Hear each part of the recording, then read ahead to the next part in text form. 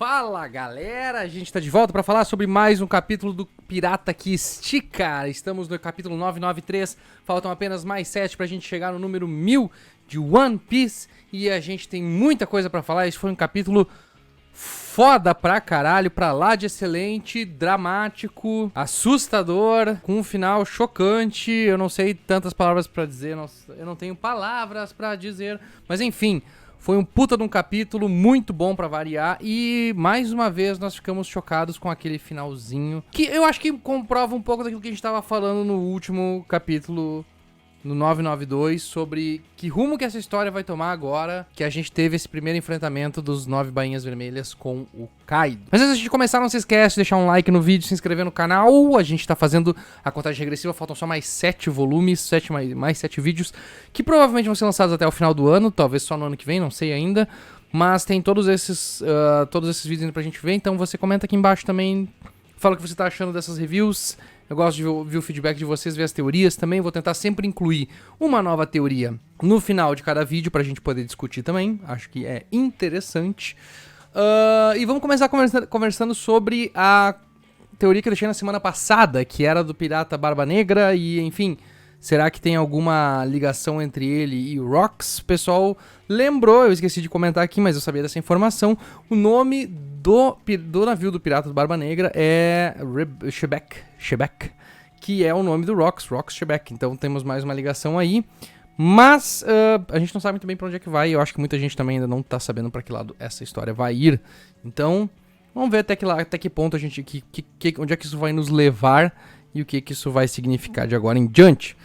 Nessa semana eu tenho uma coisa curiosa pra dizer, mas eu acho que no final a gente pode ter uma conversa um pouquinho mais... vai poder discutir um pouquinho melhor essa teoria.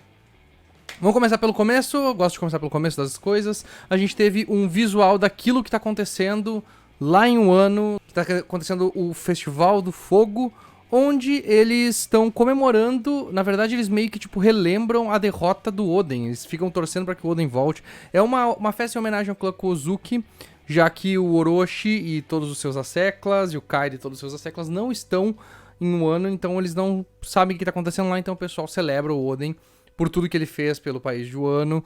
E curiosamente tem um cara que meio que acerta o que está acontecendo, né? Vai que o Orochi foi cortado ao meio na história e, bom, aparentemente ele foi cortado ao meio mesmo. Então foi engraçado que esse cara meio que adivinhou.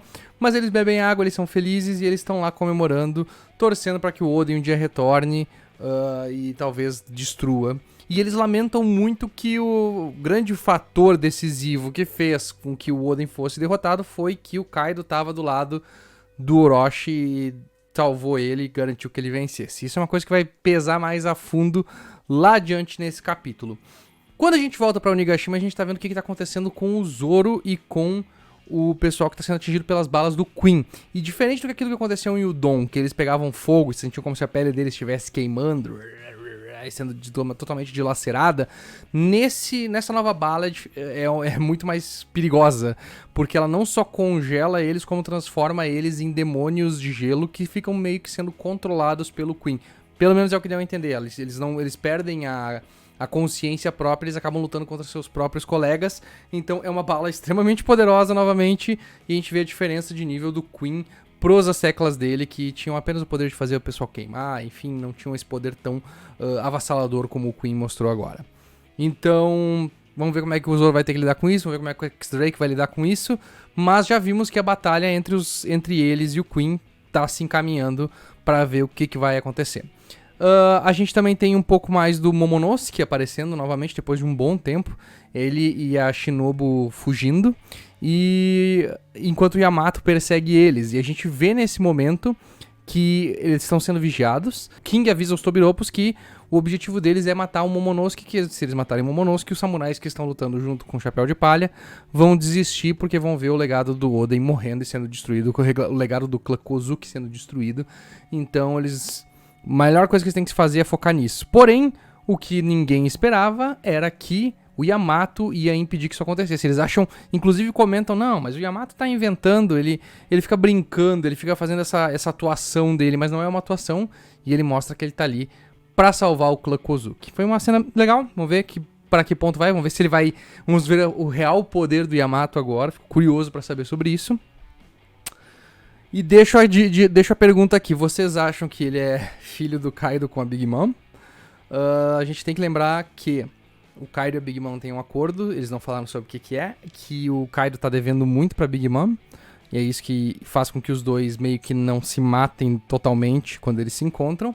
E tem essa especulação de que talvez ele seja filho dos dois e o Kaido tenha ficado com ele, já que ela tem todos os outros filhos dela.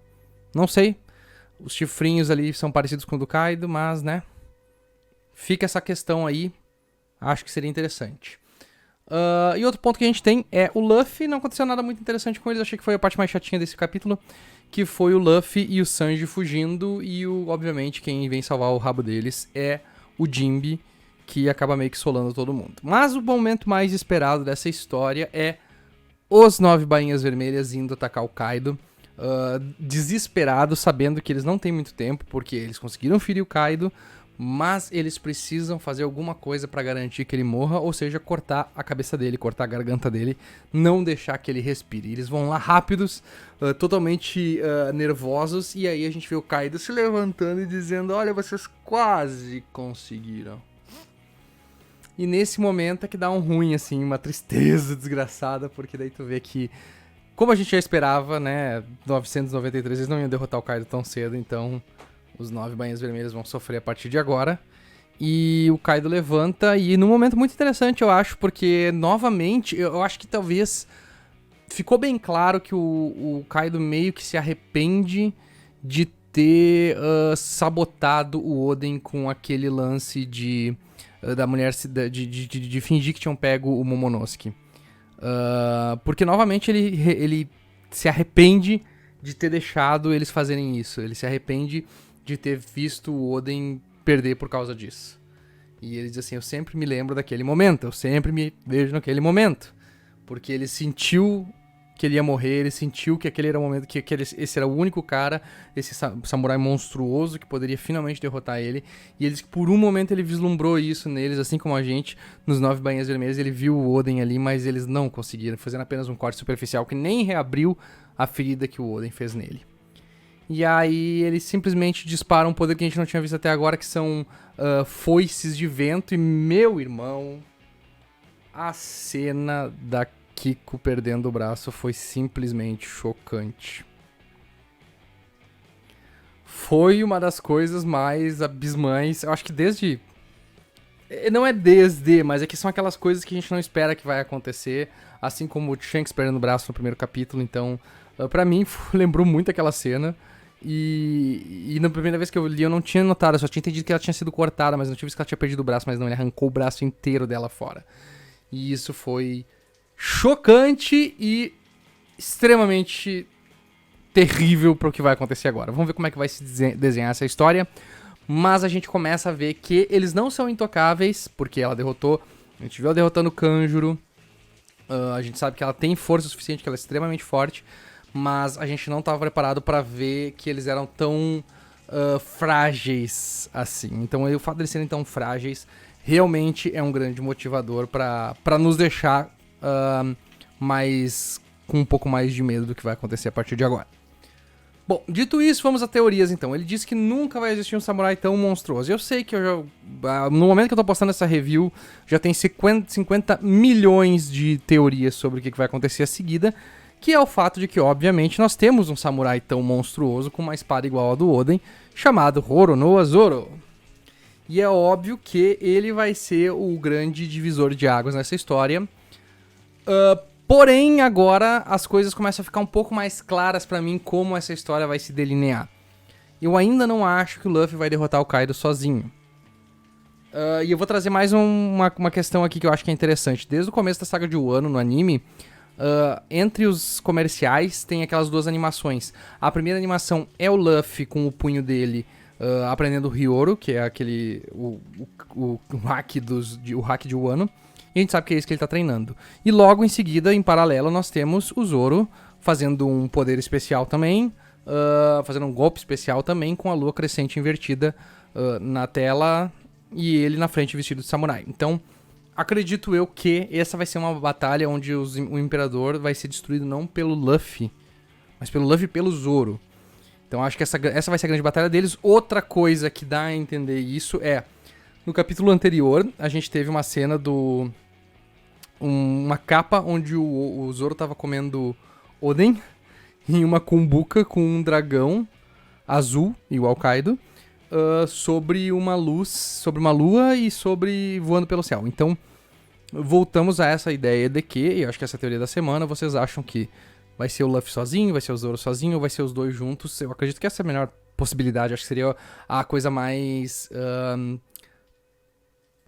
satisfatória de acontecer agora narrativamente, tá? Eu comentei várias vezes que eu acho que os Bainhas Vermelhas derrotando o Kaido seria mais impactante, porém, agora como a história tá andando, eu acho que essa vai ser uma solução bem mais interessante. Eu não quero ver o Luffy lá indo lá e resolvendo tudo sozinho de novo, eu quero que ele tenha um pouco mais de dificuldade, precise de ajuda, porque é uma coisa que tá faltando um pouco nas últimas arcos de One Piece, o Luffy saber mais confiar na sua tripulação.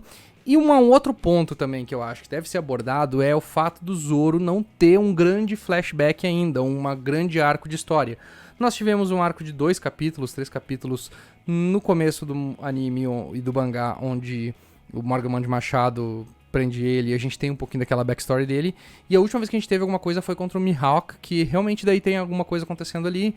A gente tem mais sobre a motivação dele, mas a gente precisa ter um pouco mais. Eu quero ter um pouco mais de dimensionalidade, eu quero ver mais das motivações dele, eu quero ver mais do passado dele pra saber como é que ele, enfim, já que ele é de Wano, né, ele é descendente de Wano, como é que isso tudo aconteceu.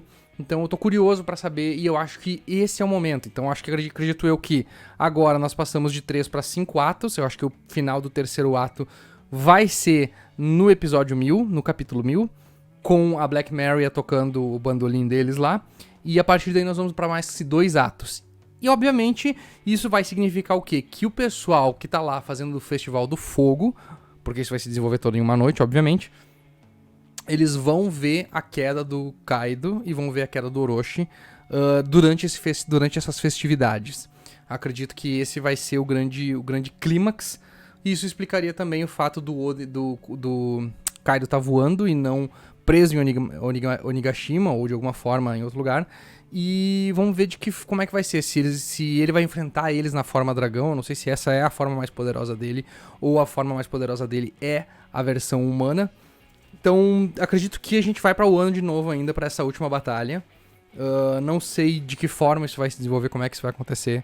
Mas acredito que vai ser depois da derrota dos Bainhas Vermelhas. Enfim, acho que a questão do Zoro vai ser melhor explorada nos próximos capítulos. E eu quero ver como é que isso vai chegar lá. E o que a gente vai aprender mais sobre ele. Muita curiosidade pra saber de que forma isso vai influenciar. Mas acredito que a gente tá indo pra esse caminho mesmo, não tem volta. É só pra saber quem é que vai ser o grande, que vai dar o golpe final. Se vai ser os dois juntos, como é que isso vai se desenvolver. Parece muito legal. Talvez nos próximos 50 capítulos a gente veja o Kaido ser derrotado, se Deus quiser. Se o Oda quiser também. Certo, pessoal? Essa foi minha review do capítulo 993. Mais um capítulo excelente. Espero que vocês tenham gostado da review. Se inscrevam no canal se vocês querem continuar acompanhando conteúdos como esse. A gente não gravou nossa review de One Piece porque a gente não terminou de ver ainda, da primeira parte da Netflix. Mas a gente vai fazer isso. Deixe seu comentário o que você acha, sua teoria, etc, etc. E não se esqueça de deixar um like no vídeo e nos acompanhar nos próximos. Até a próxima. Onewanaru!